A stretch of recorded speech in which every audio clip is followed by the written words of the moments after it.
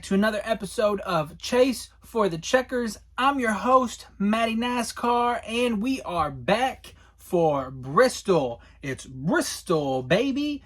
Get ready to hear that a whole bunch of times. I hope everyone had a great off week. Got to celebrate Easter with some family and attend maybe a nice church service or something. Get a nice Easter lunch going on.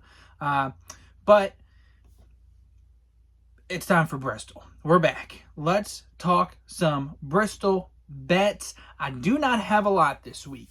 Two things kind of go into that. One, the end of March Madness was not very kind to me. And also, it's Masters week, so I'm kind of focusing a little bit on that, just because it's the Masters. I love the Masters. But even without all that, nothing really jumped off the page for me this week. I didn't have any props that I liked. The math and like the stats just really didn't add up to make me comfortable with anything. There wasn't a ton of top 10s that I was comfortable making a play on. Matchups, I didn't really feel comfortable with a lot of the matchups. None that I felt I was very confident in. So I've got just a short list of top 10s and a short list of winners for this week. Something to just kind of get us back into it.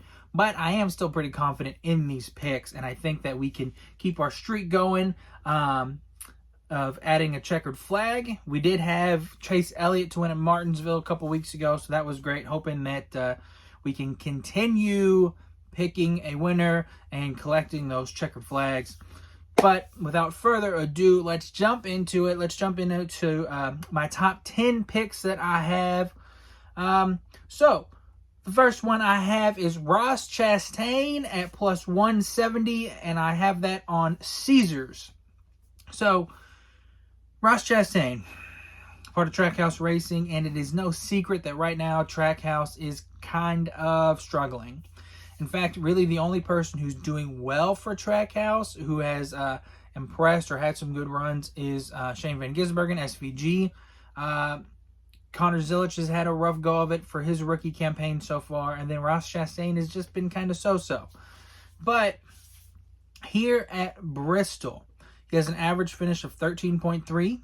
He is 15th in the driver ratings and 16th in driver speed rankings.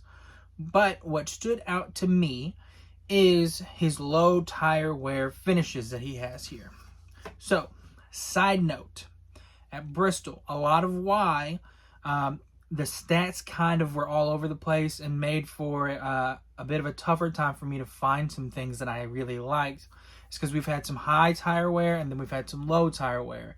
So, for example, you think back to that Bristol race that Denny Hamlin won and that Express Oil car, I think it was. But it was that one that was really, really crazy and had a ton, I think like 16 different leaders. It was all over the place.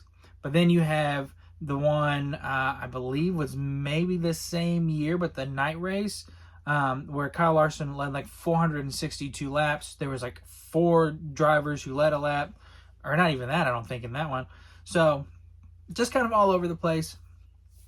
But luckily, if you are following my guy Ryan at iFantasy Race, you would have all that information. If you aren't following him, I highly recommend it because what I have used, I have my normal average finishes. That is just all the Bristol races. But then he had charts for the high tire wear and the low tire wear. So I was looking at the low tire wear because it looks like that is kind of what we're going to get this weekend.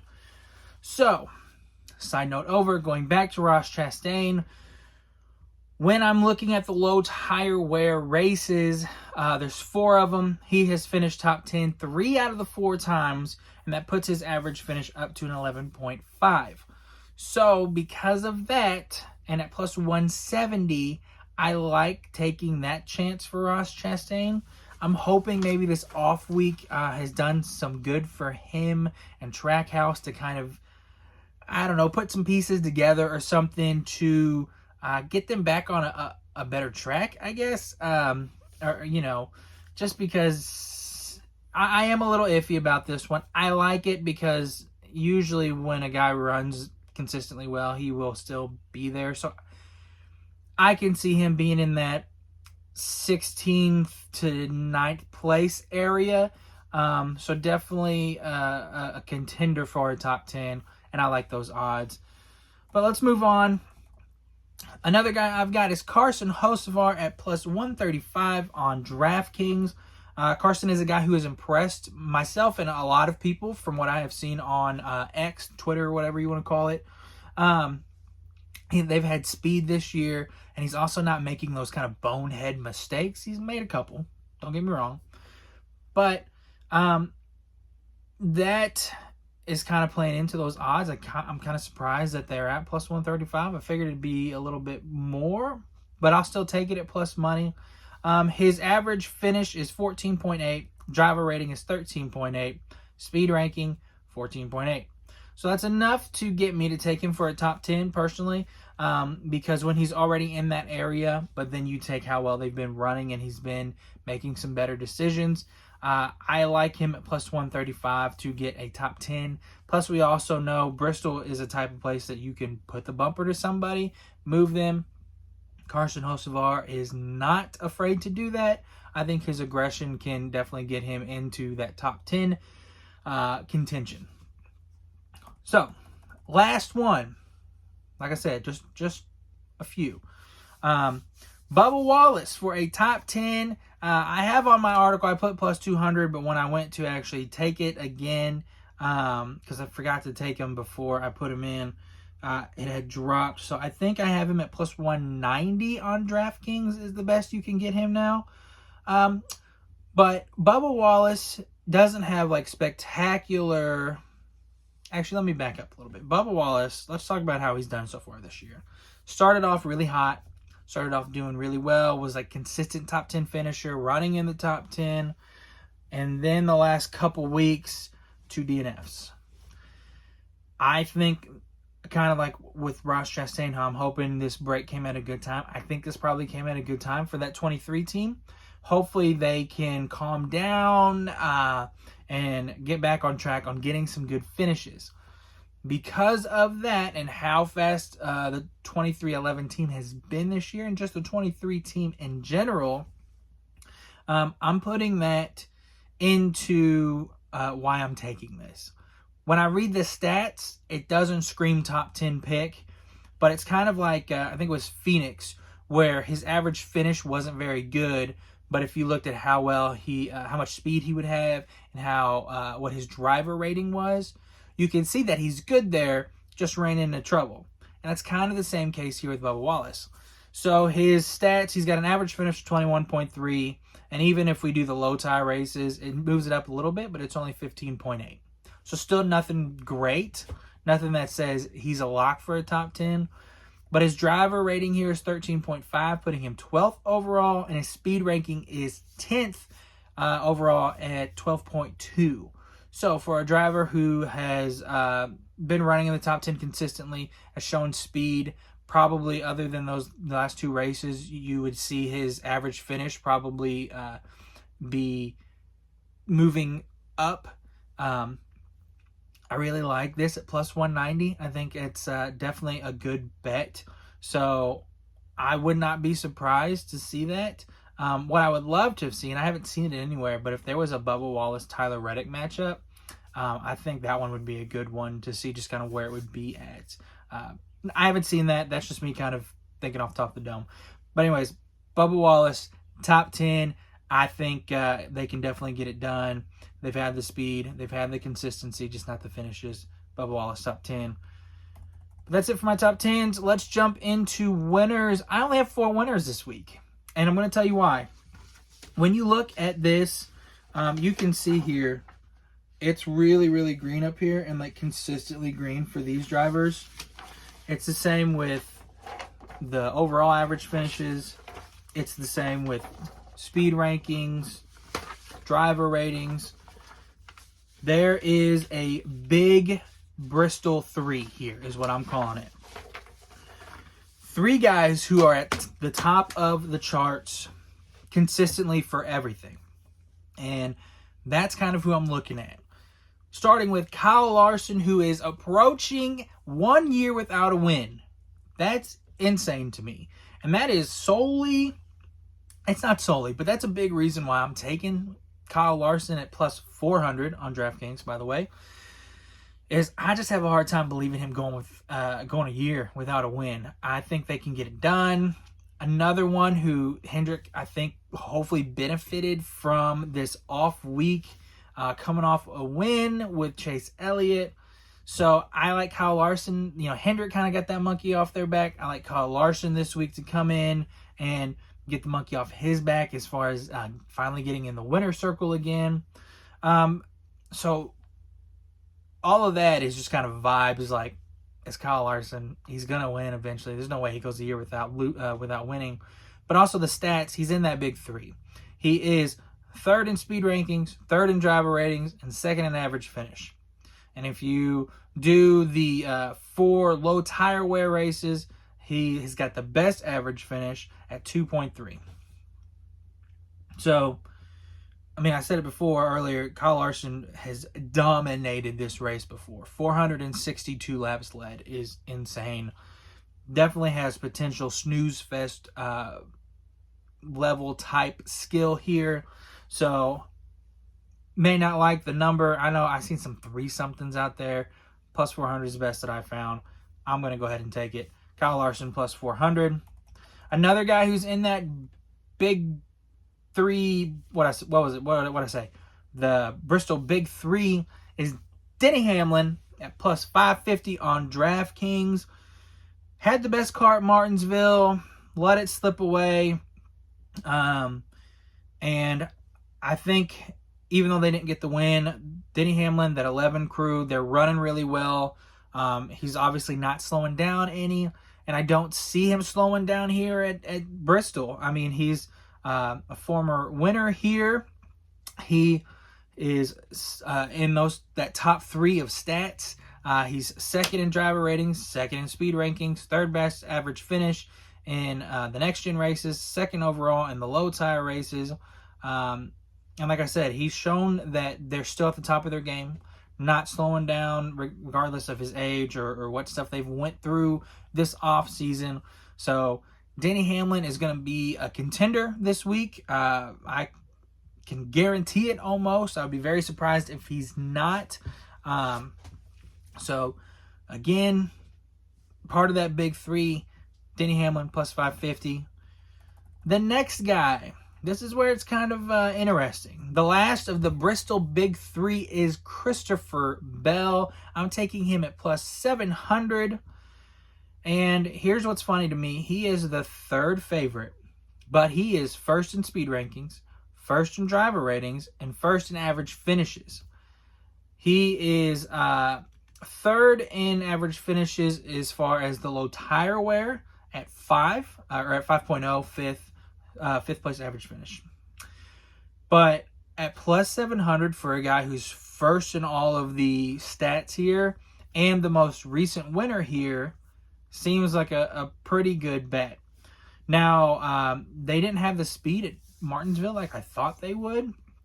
But again, a lot can change with that off week. And this is just a track that they've been really good at.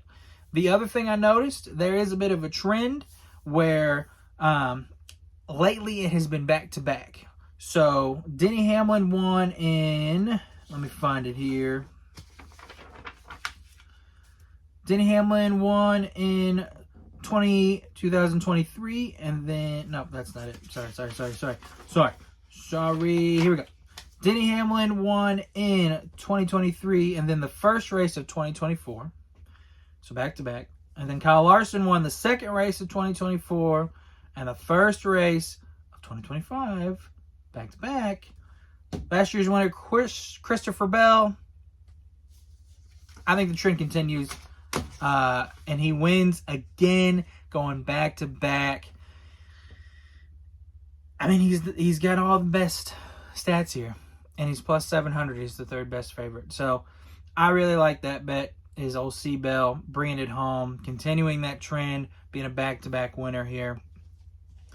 And then one more guy that I've got, Mr. Ty Gibbs at plus 900. That's right. I'm drinking the tea. I'm jumping on the bandwagon. I'm hopping on the train. But most importantly, I'm putting my money where my mouth is. If you have watched my videos from kind of the beginning of the season, I have an episode where I do fake season-long bets. And I go over like an over-under on how many fights I think will happen, over-under on how many whether postponements will have. But one of them is how many new winners I think we will have this year. I put it at like 1.5. I said we would have 2 winners. And I said Ryan Preece, and I said Ty Gibbs. And then I went out on a limb, and I said I think Ty Gibbs, just trying to call my shot, is going to get a win at Bristol. Here we are. He's been running super well, better than what I thought he would be running, even when I made that prediction. And everybody else seems to kind of be on board as well. His odds show it. His online, everybody's really been big on Ty Gibbs getting his first win here. And I agree. I think he has the best shot that he has had maybe ever in the Cup car to get his first win. And at plus 900, I really like that. I honestly wish it was a little bit more, but his stats justifies that number. Let me tell you why. So you have your big 3. You have Larson, Hamlin, and Bell. You get outside of that big 3, it's Gibbs. It's Gibbs. So Ty Gibbs is 4th overall in speed rankings. He is 4th in driver ratings, but he is 8th in overall finishes with a 12.8 average. And his low tire wear average finish is a bit worse at 14.5. But I go back to what I have said about kind of the Bubba Wallace thing, where he is good here, just hasn't finished well. The other thing that I'll say is with Tyler Reddick at Darlington and Chase Elliott at Martinsville, if you have a driver who is consistently finishing in that top 5 area, which I know he's not finishing there, but he is bringing a car that is top 5 potential just about every time, eventually you're going to break through. And with how well they've been running, they've been putting together good finishes. There hasn't been the mistakes or anything like that. Ty Gibbs has his best shot to get his first win this week, and the pressure's on, I think. So, money where my mouth is. I'm taking Ty Gibbs, calling my shot. I was on it first. If he wins, better believe I'm going to be all over that. I will let you all hear it. But Ty Gibbs at plus 900. That's my 4th and final pick. There's a bunch of guys who I think who wouldn't surprise me if they won. You know, a William Byron, Chase Elliott, Chase Briscoe, Ryan Blaney all have some good stats here. But really, what the way I look at it, it feels like, in honor of the Masters, if you've ever looked at any golf odds, a lot of times they will have a winner without Scotty Scheffler, Tiger Woods, Rory McIlroy, whoever, right? I feel like you could do that here. Winner without the Bristol Big 3, winner without Larson, Hamlin, or Bell, and I think it would be Gibbs. But if I'm being honest, I'm still probably going to take one of those 3. If you gave me that, those 3 are the field, I'm taking those 3 because I just find it hard to believe that all 3 of those guys, as strong as they are, that all 3 will have an off day.